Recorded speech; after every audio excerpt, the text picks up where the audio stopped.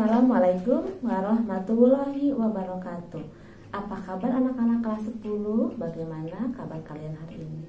Ibu harap kalian berada dalam kondisi yang sehat dan bahagia. Perkenalkan, nama ibu adalah Ibu Sukaisi. Ibu di SMA Negeri 1 Cisarua mengajar bimbingan konseling. Hari ini ibu akan menyampaikan materi mengenai kesehatan mental, khususnya kesehatan mental remaja untuk kalian. Kenapa? Karena ibu memahami bahwa kalian masa-masa remaja ini adalah masa-masa yang mencari jati diri, masa-masa dimana masih belum sabaran, kadang masa-masa masih mudah tertekan. Jadi ibu ingin menyampaikan materi ini, diharapkan kalian menyadari bahwa oh ya, saya saat ini kesehatan mental saya itu baik atau tidak, seperti itu. Nah, sebagai materi ini akan kalian saksikan setelah penjelasan dari ibu ya anak-anak ya. Sebagai gambaran, kesehatan mental remaja ini berfungsi untuk membantu kalian bagaimana kalian menangani stres atau tekanan psikologis yang kalian hadapi, khususnya saat ini ketika pandemi COVID di negara kita yang sudah hampir berlangsung 2 tahun. Biasanya kalian ke sekolah, bertemu teman-teman dengan bebas, berkumpul. Saat ini kalian dibatasi bahwa kalian tidak bisa seperti itu, gitu. Dengan alasan yang memang kita tahu agar tidak tertular dan agar pandemi cepat berakhir. Tapi tidak jarang juga akhirnya keterbatasan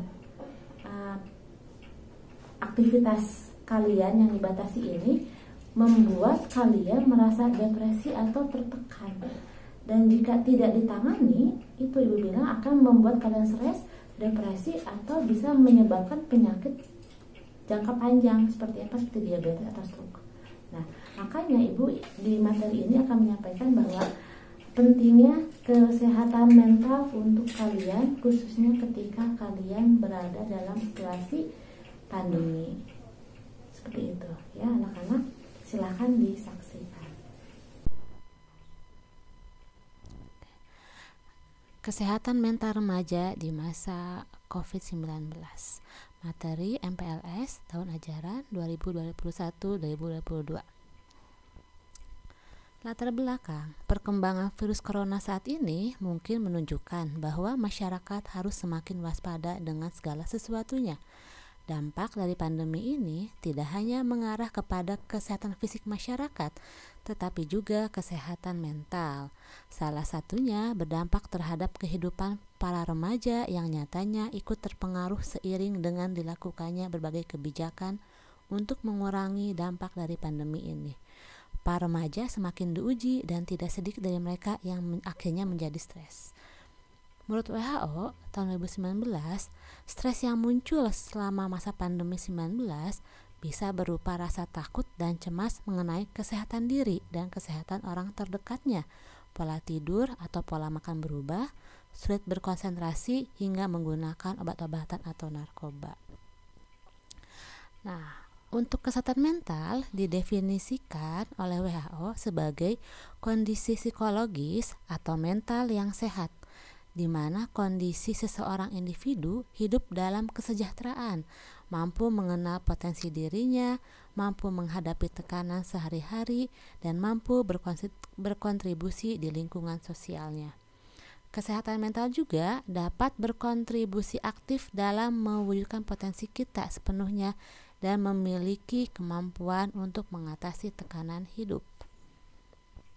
Sedangkan definisi remaja sendiri adalah masa transisi atau peralihan dari anak-anak menuju masa dewasa yang di dalamnya mencakup kematangan mental, emosional, sosial, dan juga fisik.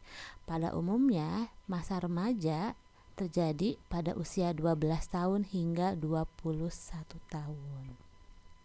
Nah, kesehatan mental di masa remaja, di masa COVID ini, 1. Bahwa setiap remaja memiliki sisi mental dan psikologis yang berbeda dalam menghadapi tekanan.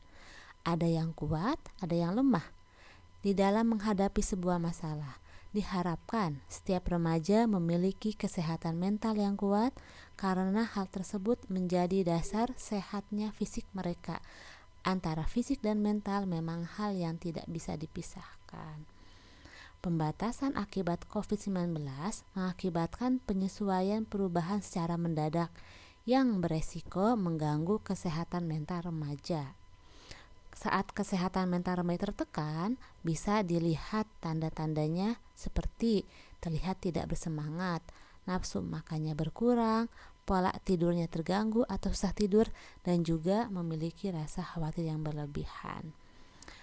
Data kesehatan mental remaja di Indonesia bisa kalian lihat pada tahun 2013 sebanyak 6% remaja di Indonesia mengalami gangguan mental emosional dengan gejala depresi dan kecemasan untuk remaja di bawah umur 15 tahun. Di tahun yang sama, gangguan jiwa yang berat seperti skizofrenia pada tahun 2013 itu mencapai 6 orang per 1.000 orang penduduk di Indonesia. Pada tahun 2018 meningkat menjadi 9,8% remaja Indonesia mengalami gangguan mental emosional dengan gejala depresi dan kecemasan untuk remaja berumur 15 tahun ke bawah. Nah, itu terjadi sebelum COVID. Nah, saat ini UNICEF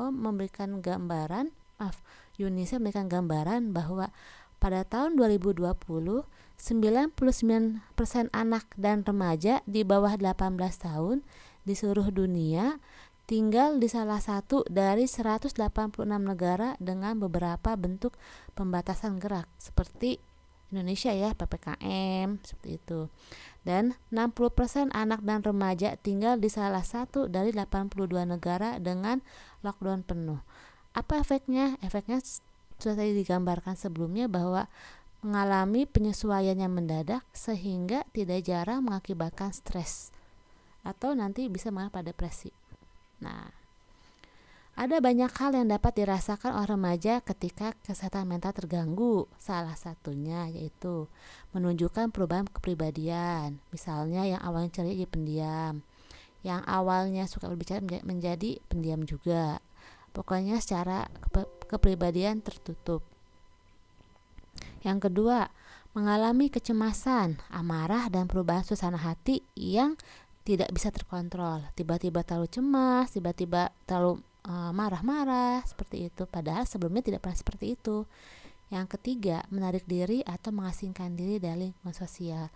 Jadi karena memiliki kecemasan berlebihan, akhirnya apa? Dia di rumah, dalam kamar, tidak mau kemana-mana, menutup diri, atau malah tidak mau berinteraksi dengan orang lain, termasuk dengan keluarga di rumah.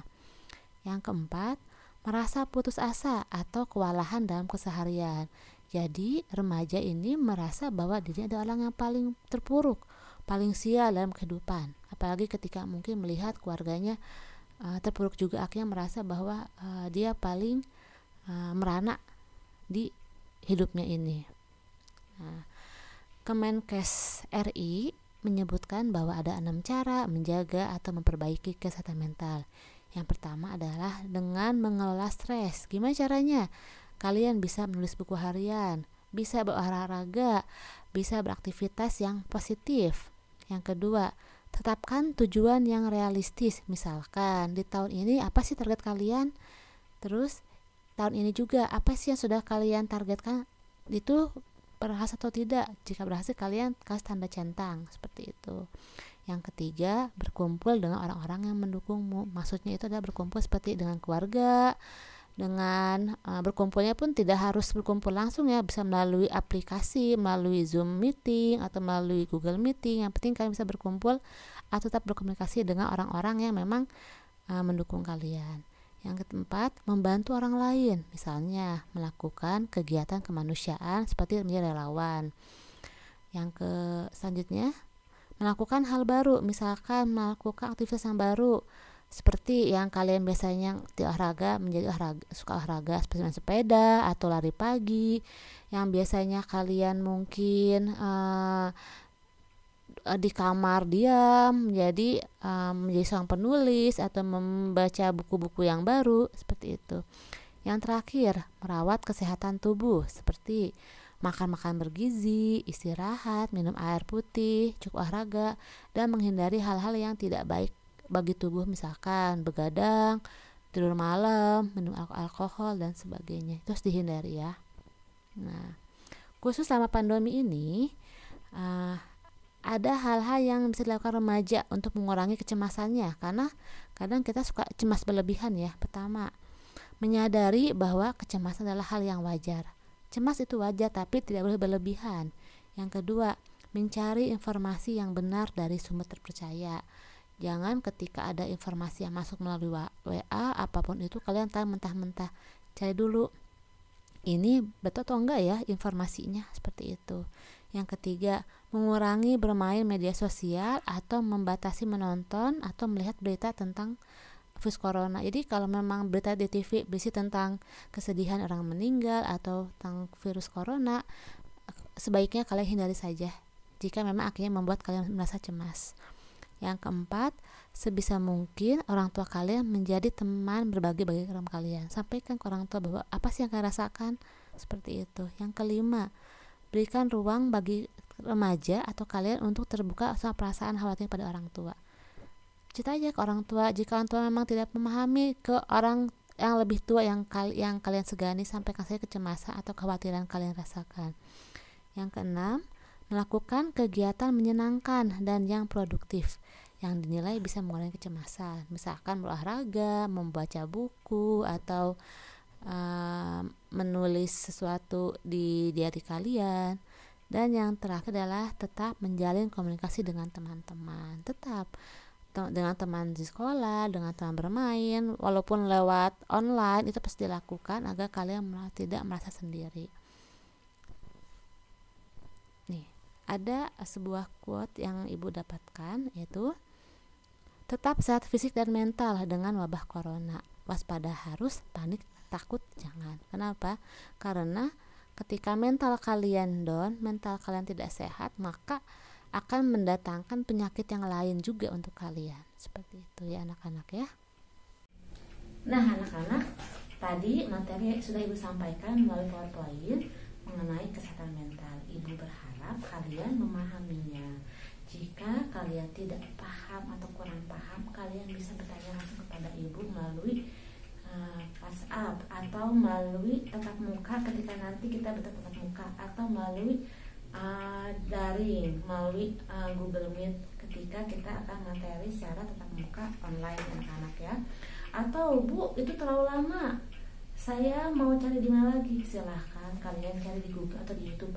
Banyak sekali materi mengenai kesehatan mental yang ibu harapkan kalian memahaminya seperti itu. Sekian dari ibu, mohon maaf jika ada kesalahan atau ada yang Bu, ini sebenarnya tidak betul, saya mau yang lain, silahkan. Tapi ibu harapkan bahwa dalam kondisi yang seperti ini kalian harus tetap dalam sehat, dalam kondisi yang bahagia, agar apa? Agar ilmu kita tetap menjadi kuat. Sekian anak-anak, assalamualaikum warahmatullahi wabarakatuh.